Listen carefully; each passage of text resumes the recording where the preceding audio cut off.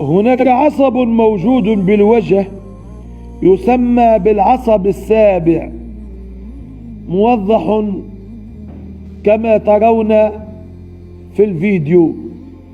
هذا العصب فيه أفرع مثل أصابع اليد، وضربة الكف تكون بالضبط على العصب،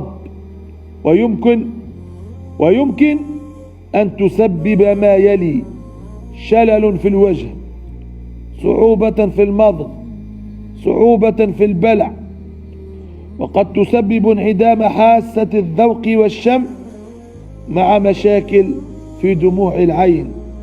لهذا نهى الرسول صلى الله عليه وآله وسلم عن ضرب الكف، وقبل اكتشاف الطب له حتى قال: إذا ضرب أحدكم أخاه فليتجنب وجهه.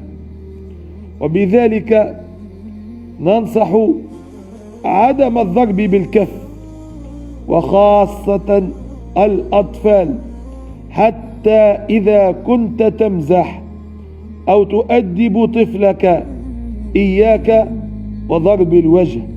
ثم هو بعد ذلك إهانة لهذا الآدمي الذي كرمه الله. ولقد كرمنا بني آدم وحملناهم في البر والبحر